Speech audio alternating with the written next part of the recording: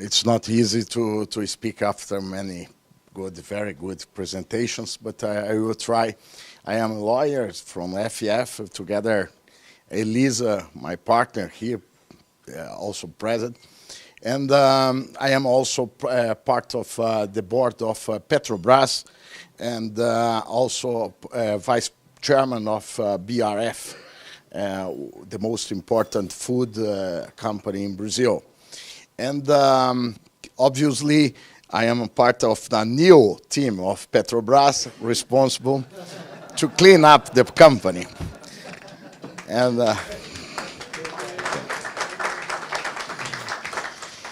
I have to give, obviously, I was in the board when this operation, car wash operation, was in a huge process of to implement, arrest people and to start up process against corruptors, etc. So it is a very good experience to feel a new experience like that.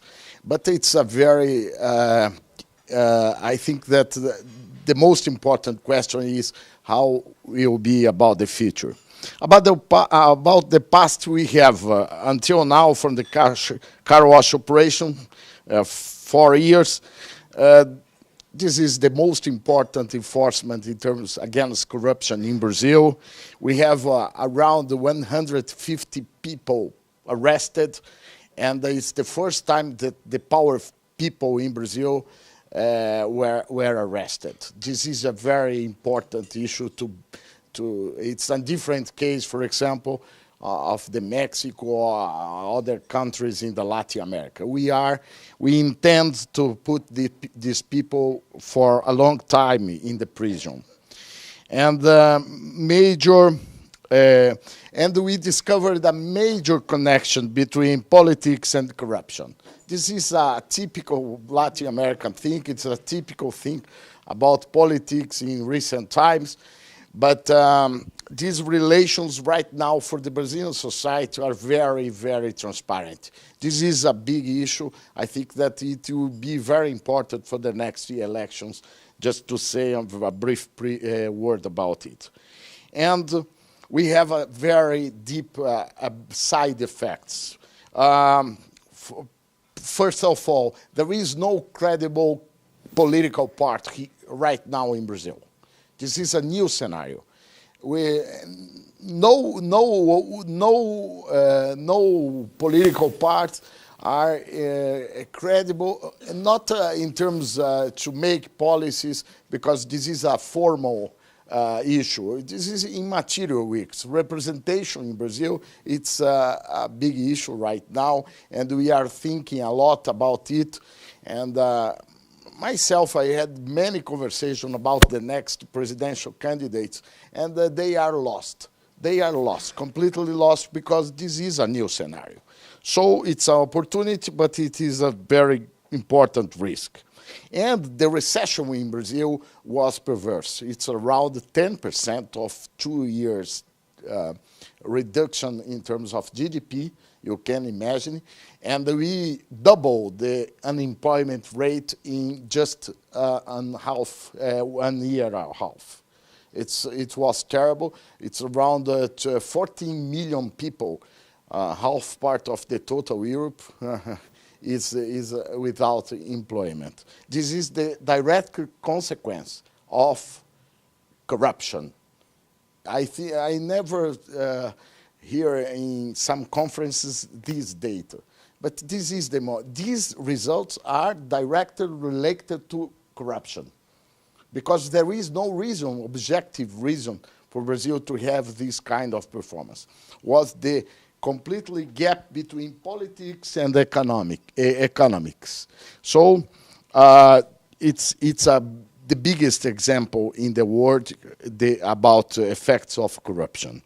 And all the most important contractors were involved.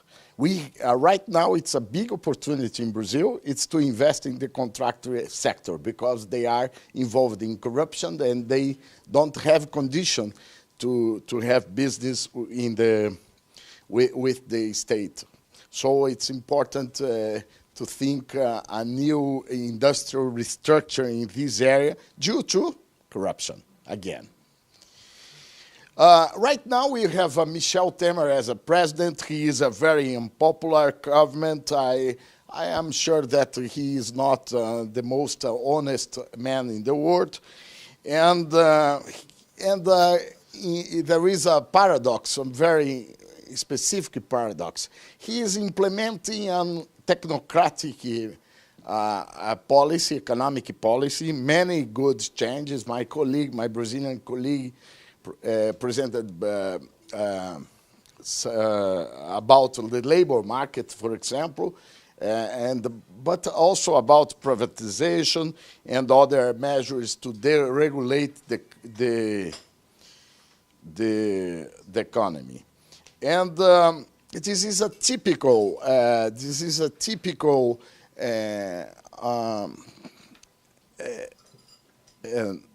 relation, very strange relation. If in the past corruption was responsible to decrease very quickly our GDP, right now we have a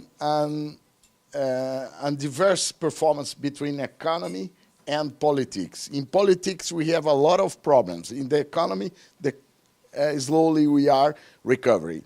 In running basis rate, the GDP is increasing around 3%. This is the full year, next year, our forecast for the country, and this year around 1.5%. This is a big result, very important. The labor is improving also, slowly, but is improving, and there is no inflation. And the currency right now, it's very overvalued. It's around 3.20 reais per dollar. That it's a very nice, very good level. And the investor optimism, it's not linked also to the politics. I think this is a very contradictory. I think that it's better to wait to see next year elections, but it's incredible that there is a perception, and I think that they are right, that the center, the political center, will prevail in the next election. So this is a very important thing for Brazil. It's very difficult to see some kind of Hugo Chavez or on the side and the other side on right-wing politicians in the president. I think that the probability to have a center-wing president will be very probable, in my opinion. And one of them, it's the governor of Sao Paulo, for example, Geraldo Alckmin. He is a very good politician among many bad politicians. And this investigation will change politics in terms of probably re-election of many politicians. So it's a very, very interesting scenario. In the long-term reforms, I think that we depend on the next Congress. I think that the major achievement for Brazil was the general perception of the society that the big state is not good for the poor people also, not only for the rich people, because this is usually an ideological argument. I am talking about real things for poor people like education, health, and public security. And I think that this is the major cause to have a center party or center politician in the president next year. In the long term, I am very optimistic for two reasons, because I am Brazilian, and second, there is basis to that. And about new investment, we have a lot of investment. The investment rate will increase this year, especially in the civil construction, oil, and the infrastructure. And the fiscal side is balanced. That's another aspect important. And yesterday we had one more reduction of the interest rate. It's the lowest level in the last in the Brazilian history in nominal terms. This is another very important aspect. The risks are international scenario. I am very concerned about the stock market performance because, in my opinion, there is a bubble around us, but this is on personal opinion, but this is also obviously a risk for Brazil. And at the political side, the next president to be elected without congressional support. This is another important risk. On the corporate governance, finally, I am in my real speech. And on the corporate governance side, I think that this was the segment more positively contaminated by this anti-corruption progress in Brazil. We have a very big concerns about compliance. For example, in our office, we are very active against in order to introduce new compliance programs, to make investigation, to adopt new rules. And also the representation in the boards is increasing in terms of quality and quantity, especially for the minority interest, women, and other parts of the stock market.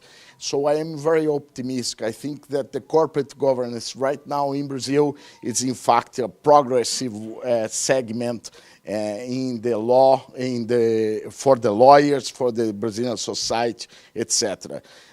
It's not for me, for example, that I am part of this board of Petrobras. It's not. It's common to be in a party and to be know about what we are doing in Petrobras. This was very strange because board of directors was very obscure in comparison in the past. Nobody knows about So ethic, compliance, and control of risk are the major areas of in terms of progress in the corporate governance. In general terms, this is that I was to present. I think that it's a short but reasonable scenario. Okay.